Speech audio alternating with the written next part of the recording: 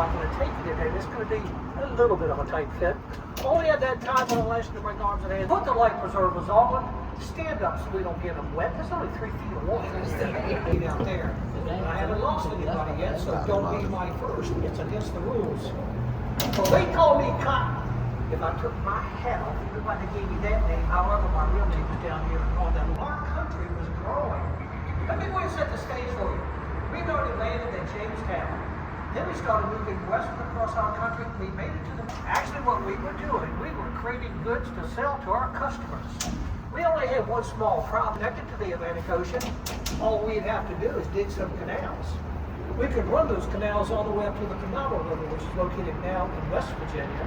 Then from there, take them out to the Ohio, then on over to the Mississippi. That way, the people out in the Midwest could put their goods onto canal boats, bring it down here to Richmond. We loaded up on the ships. The James Center and the Omni Hotel, the system down there on Carey Street. In fact, the Great Basin ran from about 8th Street to about 11th Street, running along Richmond, sits at the falls of the James. That's when the James River leaves the Blue Ridge Mountains, which we call the Piedmont area. It starts heading towards Richmond. When it gets about 7 miles outside of Richmond, the land begins to fall. And it'll fall 100 feet until it reaches sea level, which we call the tidewater. And during that 100-foot drop, we create a lot of rocks and rapids. In fact, some of the rapids are class 4 rapids running in front of Richmond. And they needed a Ford building, and next to it is the Omni Hotel. That's where the canal boats had to go, because that was the location of the Great Basin.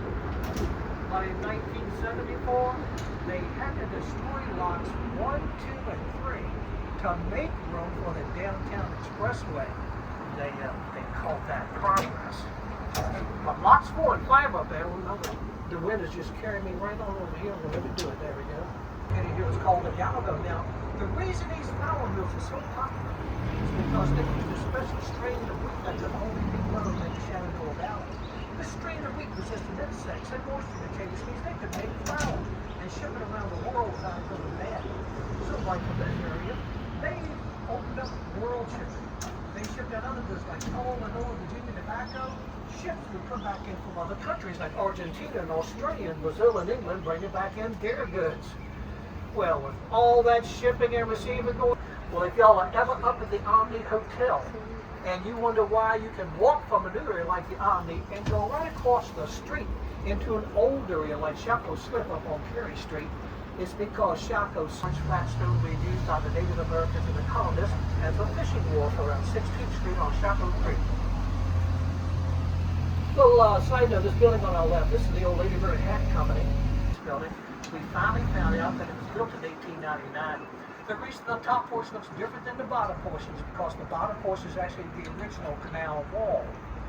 Now, the reason we had trouble dating this building was because on April 2nd, 1860, compare what this building looks like to the one that does fit, and that's the one straight in front of us.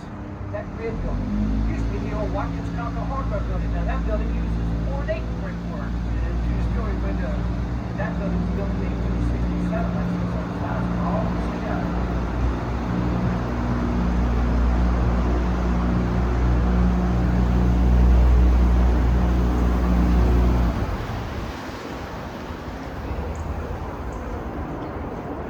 Another renovation. This artwork on both sides of the canal, this was done a few years ago. They said that it represents the ripples of the canal water with fountains and colors. This is what they told me to say. And they had other ideas. Seaboard Coastline Railroad was crossing over another track that's on the right, on the ground, running by the flood wall. That track belongs to the Norfolk Southern Railroad. This is called the Triple Cross. This is the only place in the country where 3 different railroad systems cross each other at one point. In 1901, Tony DeMint and the Richmond newspaper put a locomotive on each track. Still in operation today. Again, the lower track, Norfolk Southern, that's sitting on the right on the ground, running those 2 trussels, making that triple crossing.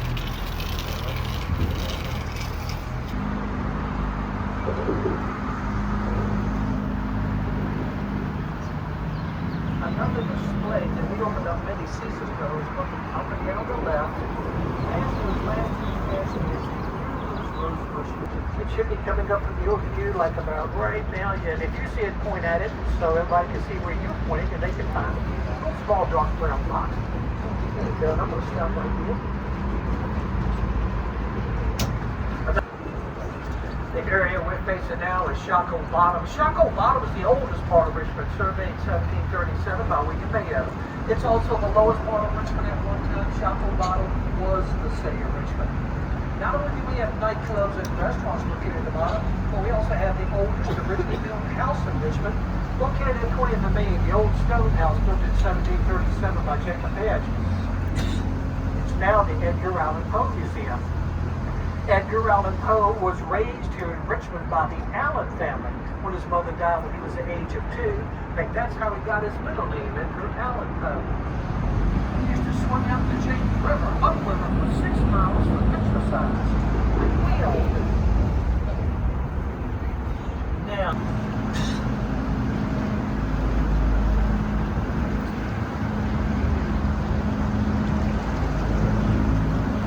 there's a large sliding door on the right. The train comes right through that football right here. And we are now in 20 feet of water. But y'all have nothing to worry about, because if I sink this boat, they'll give me a tow.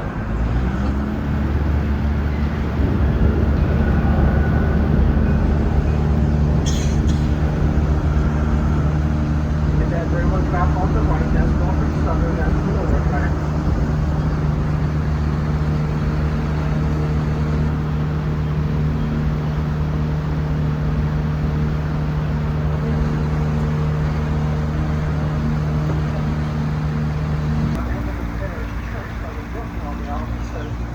Called Falls of the Saints Church. Also on this island was the first right after the Spanish-American War.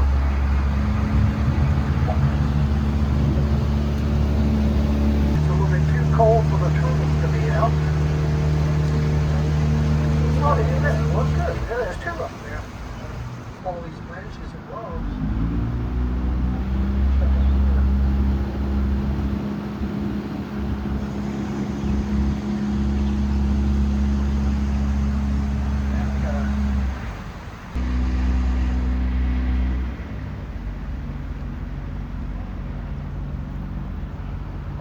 This isn't part of the tour. Your smartphones, on most of the phones, when you turn your camera on, your volume up and down button on the